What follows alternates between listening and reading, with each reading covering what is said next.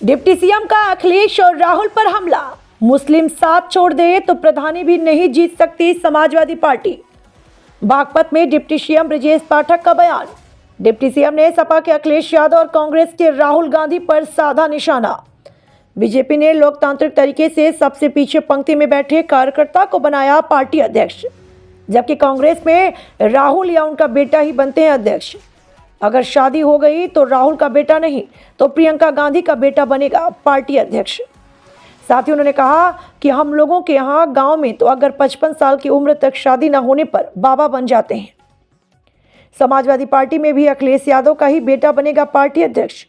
उन्होंने कहा अगर मुस्लिम समाज समाजवादी पार्टी को छोड़ दे तो 2 टके की पार्टी रह जाएगी, प्रधानी भी नहीं जीत पाएगी।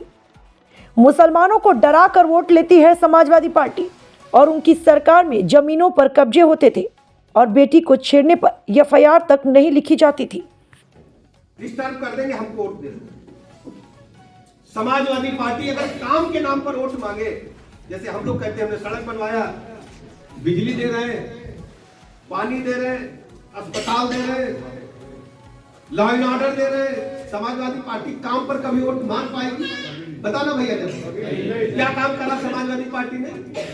मैं बताऊं क्या करा? क्या करा मैं बताऊं? गुंडागर्दी बागपत चौराहे पर, बड़ौद में मेन रोड पर कोई अगर चौरस खेत मकान दुकान खाली पड़ा है तो समाजवादी पार्टी का झंडा लगा के लोग क्या कहते थे? समाजवादी पार्टी का नारा है खाली प्लाट हमारा। गलत कर आपके गांव में करा था कि नहीं करा था? करा था कि नहीं करा था? गांव में कब्जा करा था कि नहीं करा? अब क्या हालत है? गुंडे, बदमाश, माफिया, लुच्चे, लफंगे। हमने देखा सपा सरकार आई तो एक गाड़ी में 10-10 बंदूकें भर के चलती, याद है? अब सड़क पे कहीं बंदूक दिख रही है? दिख रही नहीं? बताओ। अब बंदूक लेके कहीं चले जाओ तो तुम्हें लोग भगा देंगे, कहेंगे गुंडा है। फोटो में भी खिंचानी होगी, खत्म, सस्पेंड, लाइसेंस भी चला गया। समाजवादी पार्टी ने इस राज्य को दिया क्या है? 1000 से अधिक दंगे दिए। भूला नहीं, मुजफ्फरनगर आपके पड़ोस में कितने दंगे हुए थे? क्यों दंगे हुए थे? आप कारण भूलो नहीं, सबको बताओ। हमारी बेटी को पूरी नजर से छेड़ा, एफआईआर भी नहीं कराई, याद है? याद है आपको? हमारी बेटी अगर शाम को 5 बज जाता था तो अम्मा चिल्लाती थी बिटिया जल्दी आ जाओ, नहीं तो भाई या पिता साथ जाते थे कि नहीं जाते थे? अब हमारी बिटिया, हमारी बेटी रात को 12 बजे भी अपने घर जा सकती है, किसी की हिम्मत नहीं।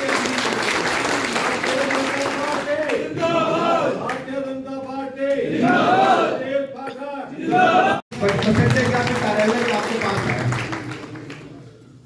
कल आप लोगों ने देखा होगा भारतीय जनता पार्टी को नए राष्ट्रीय अध्यक्ष मिले, देखा आप लोगों ने? टेलीविजन अखबार में देखा होगा। वर्षों से प्रक्रिया चल रही है। सबसे ज्यादा बुजुर्ग हमारे जो कार्यकर्ता है, आप बैठे हैं, हमारे जो सीनियर साथी कई ढेर सारे बैठे हैं, हमारे पूर्व जिलाध्यक्ष जी भी बैठे हैं। क्या भारत में कोई भी ऐसी पार्टी है जो अपने सबसे पीछे बैठे कार्यकर्ता को उठा करके सबसे बड़ा पद दे दे? कोई ऐसी पार्टी है क्या? बताओ भैया। आदरणीय नितिन नवीन जी के बारे में कोई सोच सकता था? यही अंतर है हमारे में और दूसरे दलों में। जैसे कांग्रेस पार्टी के बारे में कोई पूछे कि कांग्रेस का अगला नेता कौन होगा, तो सब लोग यही कहेंगे कि राहुल गांधी जी अगर शादी कर ले तो इनका जो बेटा बेटी होगा वही अगला नेता होगा। क्यों? अगर शादी नहीं होती है, क्योंकि हम लोगों गांव में माना जाता है अगर 55-56 साल के होगा तो शादी सोचते सोचते ऐसे ही बाबा बन जाते, यही सोचते हैं। बताओ भैया, 55 दादा बताओ बाबा, 50-55 साल के बाद शादी के बारे में विचार त्याग देते हैं, सोचते संन्यास ग्रहण करते हैं, यही है ना? बाबा ही हो गए। तो प्रियंका गांधी का जो बेटा बेटी होगा वो बन जाएगा पार्टी का नेता मालिक, यही है ना? बताओ भैया।